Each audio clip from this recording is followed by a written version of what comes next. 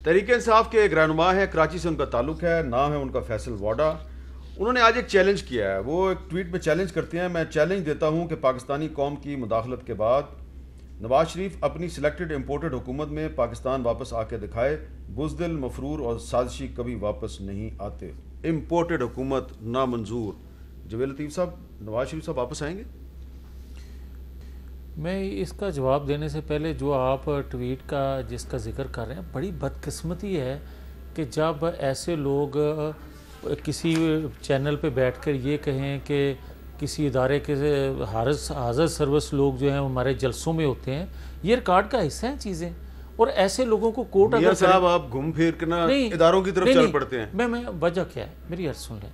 अदारे मेरे हैं, अदारे आपके हैं। नवाज शरीफ साहब आ रहे हैं कि नहीं आ रहे? अब आ जाएं। जो आप बात कर रहे हैं, बार बार हमें इम्पोर्टेड का जिक्र कर रहे हैं, तो कोई ये तो इनसे पूछे कि गैर मकबूल फैसला, और मैं आज भी कहता हूँ कि अगर इन्हें 2-4 महीने और दे दिए जाते तो लोगों ने जूते मार के इनको इख्तिदार तो से दे देने थे ना।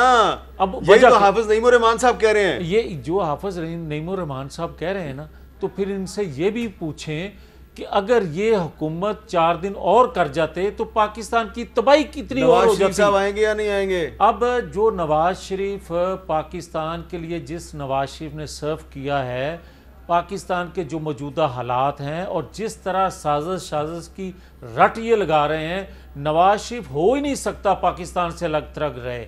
नवाज शरीफ इस पाकिस्तान के लिए जिसने सजाएं काटी, आएंगे कि नहीं आएंगे? नवाज शरीफ पाकिस्तान ईद के बाद आपको नजर आएंगे। वजह ईद के बाद, अगली ईद से पहले? वो बहुत दूर है। तो ईद के कितने दिन बाद आएंगे? ईद के बाद आ जाएंगे आपको। अच्छा सईद गनी साहब, ये मैं आपसे सवाल करता हूं कि अगर ईद के बाद नवाज शरीफ साहब वापस आ जाते हैं तो क्या इमरान खान का जो बयानिया है ये दोबारा अनपॉपुलर हो जाएगा? मेरा ख्याल है कि मियां नवाज शरीफ के आने से ना आने से तो नहीं, लेकिन जैसे जैसे हकायक लोगों के सामने आएंगे ना, इमरान खान की हुकूमत के करतूत, उनकी करप्शन के केसेस, तो लोगों को खुद अंदाजा हो जाएगा। और अभी भी मियां साहब जो हाफिज साहब ने कहा कि जल्दी शायद निकाल दिया तो पॉपुलरिटी बढ़ गई, मैं इससे एग्री नहीं करता हूँ। इमरान खान जिस किस्म का फाशिस्ट सोच रखने वाला आदमी है, अनार्किस्ट है बेसिकली, वो इस मुल्क के इदारों को, आइन को, पार्लियामेंट को, किसी चीज को कुछ नहीं समझता। उसकी अपनी अना और हटधर्मी जो है ना, सबसे ज्यादा उसको अजीज है।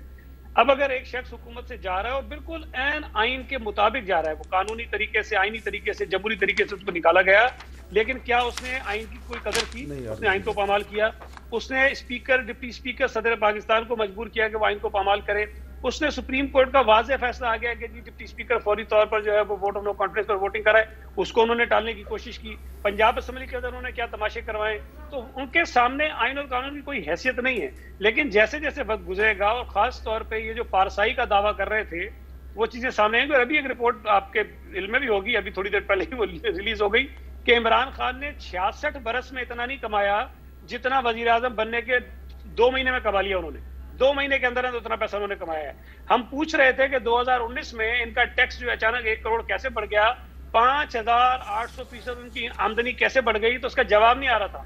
अब पता चला कि ये सारा डाका जो तोशाखाने में पड़ा था, जिसकी वजह से उनकी आमदनी में 5800। अच्छा हाफिज साहब, ये बताइए कि अगर नवाज शरीफ साहब ईद के बाद पाकिस्तान वापस आ जाते हैं तो क्या इसका नई हुकूमत को कोई फायदा होगा या नुकसान होगा? जी, मैं अर्ज कर रहा हूँ, देखिए नवाज शरीफ साहब आए ना आए उनका हक है, इनकी पार्टी का मामला है कि वो आए और निकल। लेकिन जब इनकी हुकूमत ख़त्म हुई थी नवाज शरीफ साहब की, तो उन्होंने भी इसी तरह का बयानिया लिया था और पूरी तहरीक चलाई थी, लेकिन इनका वो बयानिया पॉपुलर नहीं हो सका था। ये बहुत जो है वो नोट करने की बात है।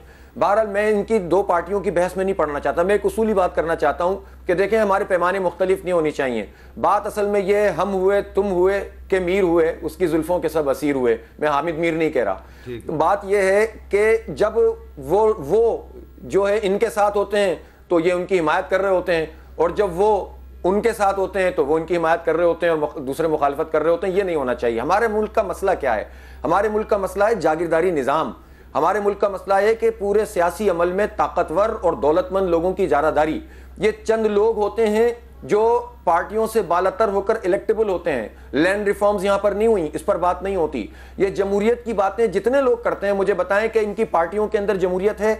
डायनेस्टीज चल रही हैं। और आप ये बताएं कि जमात इस्लामी में जमहूरियत है?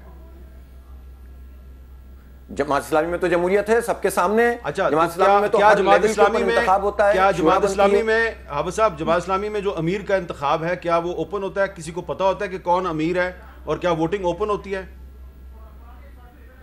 देखें, जमात इस्लामी की जो शूरा, जो खुद मुंतखब बॉडी होती है तमाम अरकान जमात की, वो 3 नाम सजेस्ट करती है, इंतखाब नहीं करती, सजेस्ट कर देती है इंतखाब करके, और सब अरकान एलिजिबल होते हैं। चलें, ठीक है। और उसके बाद सारे के सारे जो है ना लोग वोट डालते हैं, और उनमें से जो भी ज्यादा जिसको वोट मिलते हैं वो मुंतखब हो जाता है। ना कोई छीना झपटी होती है, ना लड़ाई होती है, ना झगड़े होते हैं। स्मूथली हर 5 साल बाद अमीर जमात।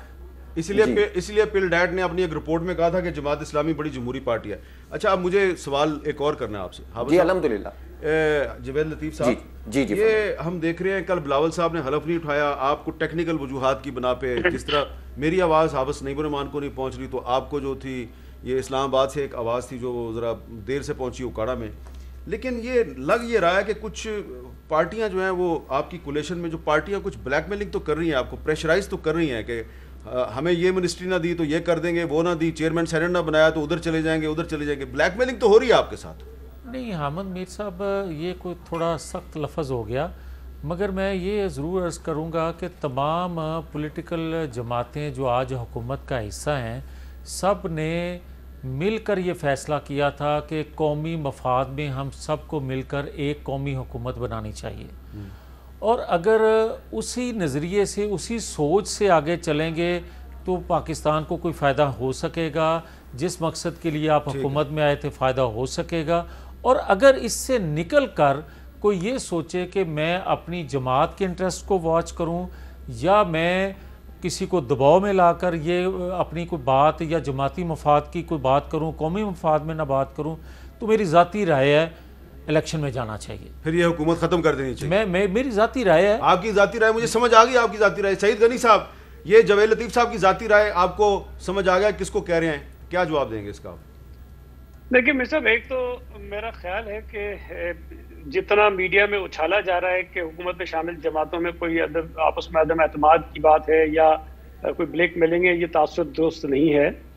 जिन जमातों ने इमरान खान को हटाने के लिए आपस में हाथ मिलाया था वो उसी जज्बे के साथ आज भी खड़े, उसकी बुनियादी वजूहत थी।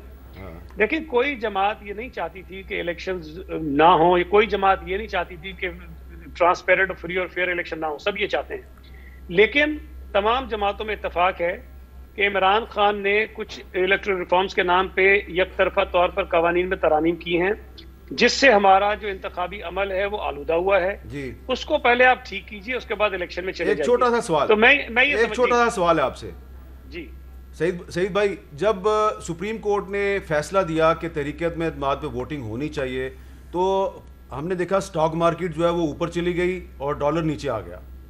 कल जब वफाकी काबीना ने हलफ उठाया जिसमें 3 बड़ी जमातों की डोमिनेशन नजर आ रही थी, मुस्लिम लीग नून, पीपल्स पार्टी और JUI, और जिन इत्तेहादी जमातों यानी इमरान खान की साबका इत्तेहादी जमातों के वोटों से ये हुकूमत बनी है, उनका हिस्सा कम था, तो कल से डॉलर ऊपर जा रहा है, स्टॉक मार्केट नीचे जा रही है। क्या वजह है कि ये जो वफाकी काबीना है इसके हलफ के बाद स्टॉक मार्केट मुस्तहकम नहीं हुई और डॉलर जो है वो फिर से ऊपर जा रहा है? कोई ना कोई वजह तो होगी। देखिए मित्र, एक तो ये हुकूमत बनी और फिर कल काबीना ने हलफ उठाया है। अब इस हुकूमत को अपनी पॉलिसीज तय करने में कुछ दिन तो जरूर लगेंगे ना, अभी तो बिल्कुल आगाज है। लेकिन मैं कह रहा हूँ कि जो मईशत का हाल इमरान खान ने किया है, अगर कोई ये तवक्को कर रहा है कि ये 15 दिन में, महीने में वो बिल्कुल ठीक हो जाएगी, तो ये इम्पॉसिबल बात है, ये मुमकिन नहीं है। हाँ, सीधे ट्रैक पर आ सकते हैं। जो दूसरी बात आपसे मैं कह रहा हूँ कि हर जमात ये चाहती है कि इलेक्शन हो जाए, पीपल्स पार्टी भी चाहती है कि इंतखाब होना चाहिए। और आपको याद होगा कि बिलावल भुट्टो जरदारी साहब तो पहले से कह रहे थे, लेकिन 27 फरवरी को जब उन्होंने अवामी माह शुरू किया, अपनी हर तकरीर में ये मुतालबा किया इमरान खान साहब की असेंबली तोड़ो और इलेक्शन कराओ। लेकिन जब वो नहीं कराने को तैयार थे, असेंबली तोड़ने को तैयार नहीं थे, तो फिर ये नो कॉन्फिडेंस का मोशन आया। अब भी मैं ये समझता हूं कि जैसे ही इलेक्टोरल रिफॉर्म्स हो जाएंगे या ये जो कवानीन इमरान खान ने गलत बनाए उसको ठीक कर लेंगे, उस वक्त शायद ये इलेक्शन आपको होते हुए नजर आ जाएंगे जल्द।